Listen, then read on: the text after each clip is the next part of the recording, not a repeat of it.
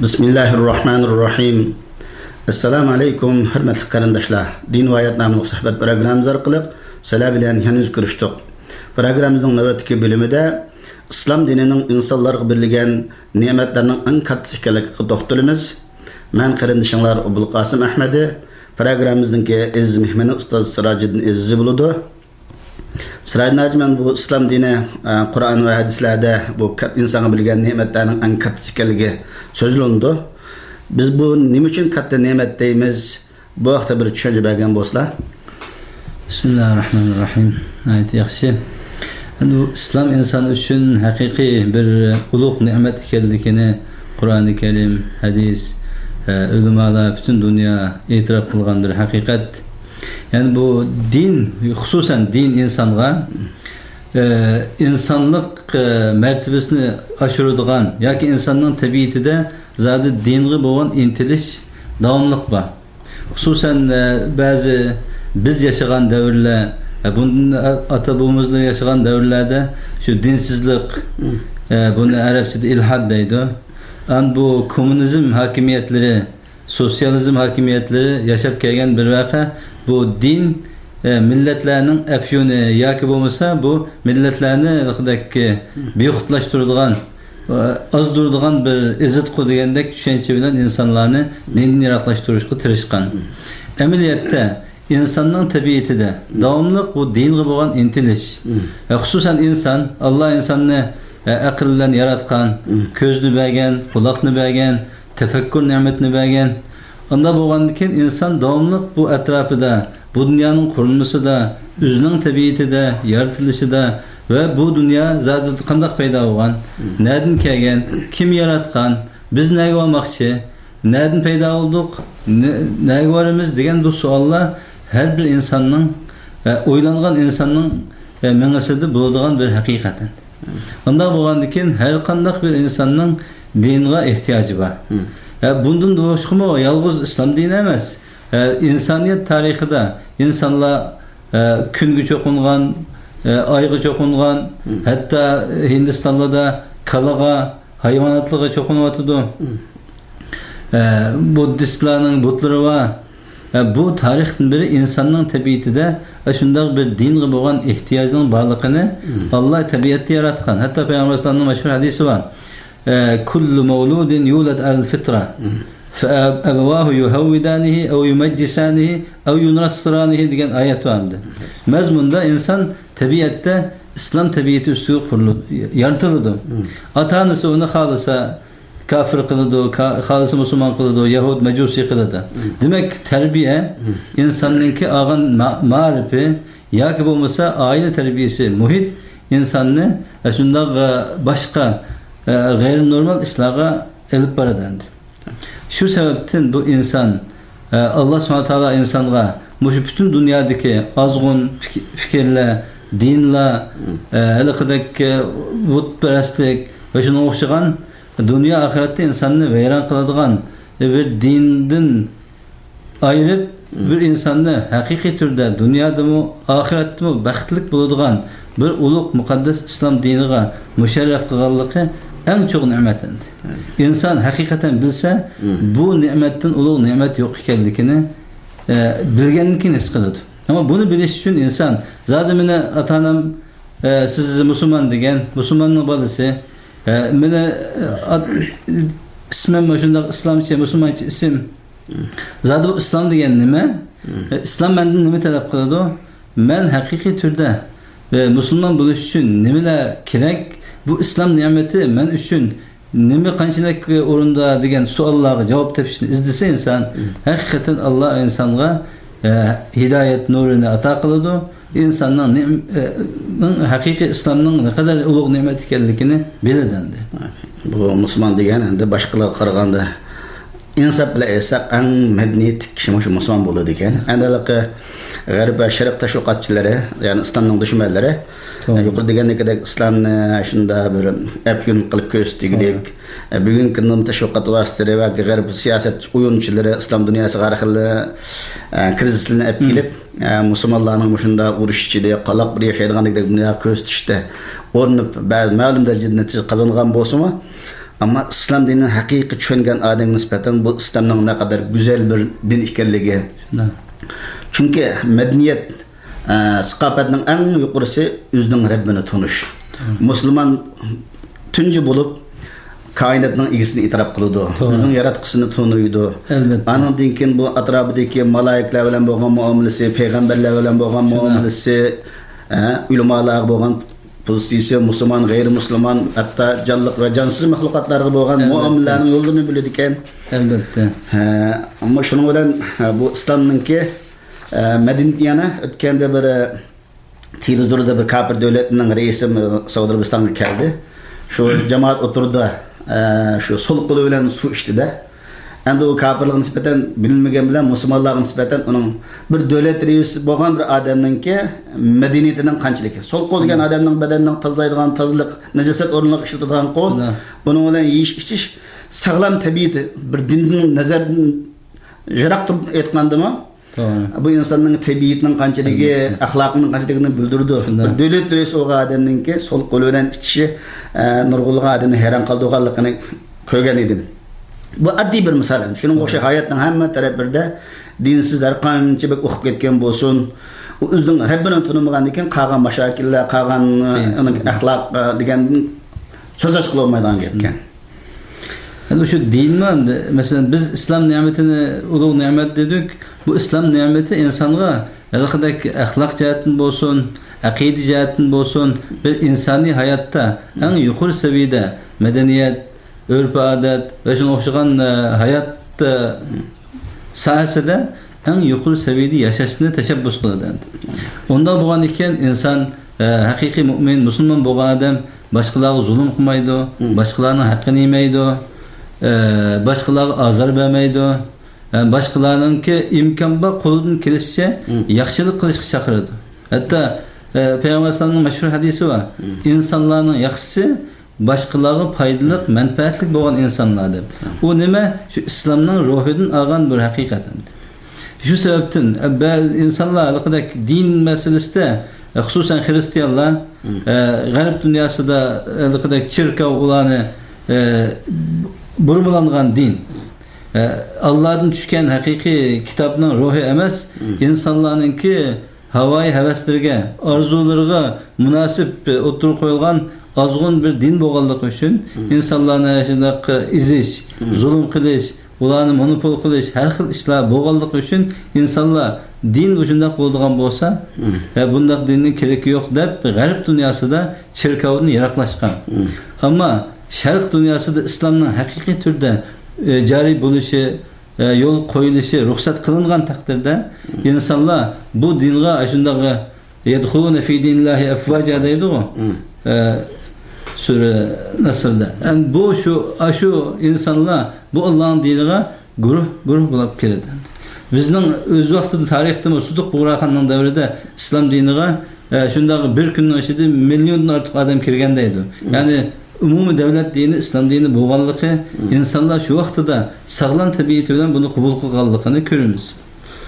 Hazırki vaziyette mi? İnsanlar bu İslam dininin hakiki nimetini bilse, bunu en yaxşı ravishda ügünüşü, özünün marifede tamamen dininin buluşu, evlatlarımızdan, küçük balalarımızdan tartib, dininin asası, akidesi, ahlak ve şuna okşayan nurgun muhim kısımları, bunun fıkhi meseleler, bulan evlatlarımızı yaxşı ügetsek, çoğun boğallı mı? Din üstüde, hususen İslam dini üstüde izlense, bu izlengen sır insanın ki ruhi dünyası yaxşınlıdır. O vaxtda İslam'ın hakikatini bilirdi. Yani hazır bu şu zamanı bir terakkiyattı mı? Nait katta alimler, tabipen alimlerden İslam dininin hakikatini üzü bilip, düşünüp, keşf kılıp, hatta Peygamber Aleyhisselam'ın nait köp mucizeleri var. Şu mucizelerini bugün günde 1900 yıldan keyin ilim-fen arkalı keşif kılıngan ama bu keşfiyat Peygamber Aleyhisselam 1900 yıl burun oturup koygan hakikatlerini bilip iman etken köplügen alimler var. Bugün gündüm o dünyada en tez tarqalayotgan din yanıla İslam dini. Valanki garip dünyası İslam dininin başka boğan Hristiyan, Yahudi dinlerini taklit için milyar pul sarf kıladı. Valanki biz Müslümanlar ular harcagan pulning milyondan birini harcamaymiz. Ama insanlar yine şu bu dinga kiryotadi. Maalesef en xatarlik mesele şu üzüne ben Müslüman dep çağırgan, Müslümanlığın balısı boğan yoki İslami muhit yaşayan insanlar bu din üstüde izlenmestin. Üzünün Müslümanlık ismi üstüde izlenmestin. Bu ulu nimetin mahrum yaşayotganligini görüyoruz. Bu insanların ki bu dünyada hem bu dünyada en xatarlik azgan yoki bo'lmasa ziyon tortganligining dalilendi. Köpek kişi nurgulluğun kişilerin İslam'a çirişige biz bazı atalmış Müslümanlar aldı tosak olap kalıvatımızda biz de köygen ki Müslümanlığın avval aşşu dep bazılarının ikilini şaharet bulup kalıdı. Demek ki bu İslam dininin ki en kat nimet oluşu biri insan nemkinde azgınlıktan saklaydıgan birden bir yol İslam. Hurafattin her xil hatalıklardan saklaydıgan yol birden bir İslam dini. Bu İslam dini kurduğu gidek. Yani tabi fitret insanın tabiatine uygun kıldıgan din, İslam din insaf adalet dininde. Hem dilla özünün adaletini insafını boğan bolsa her yüzüde İslam dininin ki hakiki biz köysek hakiki tatbiqlanan devletlerinin qaraydigan bolsak hem egeç güçleriga qaysi dindiki qaysi tabaqat bo'lishni qat'iy nazar onun hukukunu qo'g'daydi. Adalet dini. Yani bu sanat tüketkisiz tarafları var. İslam dininin ki bu katta nimet ekanligi. Endi bu nimetke insanlar bu nimetning şükürsini qanday qilishimiz kerak. Biz Müslümanlar hozirgi davrda yuqori deyilganidek bu islomga xalqni ta'sirlantirish, da'vat qilish emas. Biz kishilar atrasida bugungi kunda chiqdirimiz. Bizning qilib atgan ishlarimiz ba'zilarining musulmon bo'lishiga shak qilgan holat shakllanyapti. Biz bu xatolarimizni qanday tuzatamiz? Biz bu islom ne'matiga qanday shukr qilishimiz kerak? Yani bu İslam nimetiga şükür qilishdan avval bu İslam nimetinin haqiqiy ulug' ne'mat ekanligini his qilish lazım. Haqiqiy turda bir mümin Müslüman yoki Müslüman deyli, mümin Müslüman bo'lgandan keyin iymon darajasi aviydi. Yani bir Müslüman bu İslam nimetini bilish uchun İslamning haqiqiy mohiyatini bilishi, ham bu İslamning en oddiy taqozosi bo'lgan İslamның erkanı İslam bo'lgan 5 farz, 6 iman bunu burunmu degan biz bu gaplarni. Yani oddiy bir Müslüman hayotida yashashni hayotida bir tatbiqlab baksa, tecrübe qilib, hech bo'lmasa shunday namoz o'qimagan bo'lsa, namoz boshlab, ro'za tutmagan bo'lsa, ro'za tutib, zakat bermagan bo'lsa, zakat berib, hech bo'lmasa men bir ismim Müslümanken men mushu Müslümanligimda hech bo'lmasa bir ay ya bir yil yashab bakay hayatımda. Undan keyin bu İslam qarta tushemchen o'tirib qo'yaman deb o'ylab islomiy hayotda bir yil yoki bir ay yashab baksa, undan keyin bu İslamning ne kadar ulug' ekanligi, İslamning insoniyatga qaysi foydalarni olib keladiganligi, ruhiy uzuq bo'lganligi, buni bilgandan keyin bu İslamning ulug' ne'matga shukr qilishga boshlaydi. Şükür qilgan vaqtida İslam nimani talab qilsa, shuni ado qiladi. İslam nimani to'ssa, undan yanadi. Allah nimaga buyurgan bo'lsa, shuni qiladi. Meyada bir alim laqadak insanlar İslam hayotida qanday yashaydi desa, bu İslam hayoti shunday ulug' hayot. Bir inson haqiqiy mu'min, muvahhid bo'lgan taqdirda bu inson hech qachon Allah'tan başka insonga bosh egmaydi. Allah'tan başka insandan korkmaydı. Ama baş egmaydi, korkmaydı degenin ma'nosi xalqini qil emas. Ama insan özünün ki ahlak, qoida, prinsip içinde yaşaydı. Ama Allah'a bo'lgan iymoni kuchlangan siri Allah'tan başkadan korkmaydı. Onun için insan zulüm qilmaydi, mustabidlik qilmaydi, başkalarının haqqini yemaydi, adalet qiladi. İslam insanını haqiqiy erkinlik chaqiradi. Ama erkinlik şu kanun tüzüm İslam'ın prensibi aslında. Ya ki insani tabiatki mas haldaki erkinlik oludandı. Halganç erkinlik bo'lmaydi. Onun sırtında insanda bu kırımdaşlık, cehaletke hatim beriş, üzünü ma'arif bilen güllendiriş, kitapını köp okuş, köp soraş, bilmegenini ügünüş degen hayat buludu, ilim merifeti kızıkıdı, hikmet kızıkıdı, şundak ahlaksız işlerini kılmaydı, haset kılmaydı, çıdımaslık kılmaydı insanlara. Başkaları imkan var, yaxşılık yetküzüş üzdün. İşlerini kılıdı, muhabbet buludu, hemkarlık buludu, israfxo'rlik kılmaydı. Şundaqa insanlar özünün mümin qırındışıga, özü yaxşı ko'rgan narsani qarindishiga o'zidan bakroq yaxshi ko'radi. Bu hamda Qur'oni Karimda va yusiruna ala anfusihim walau kana bihim khasasa deydi. Haqiqiy mu'minlar o'zining diniy qarindishining manfaatini o'zining qarindishining manfaatidan ustun ko'radi deganlik.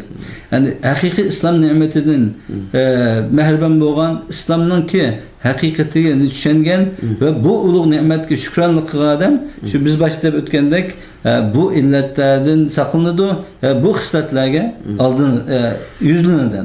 Bu vaqtda haqiqiy islom ne'matiga shukrona ado qilgan bo'ladi.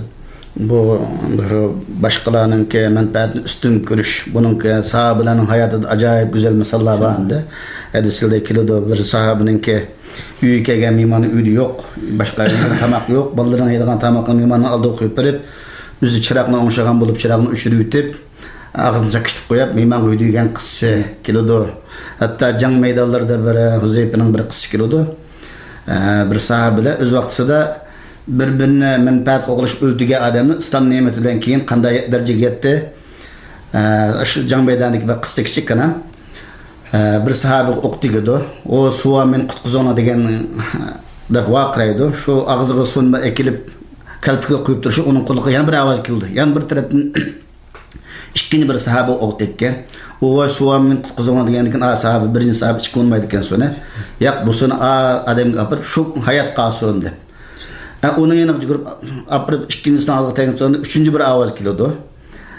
O üçüncüsine çıkıp gelip bana yanına gelip bakıştık kalsa bir ilgirikle hem şey top boğan.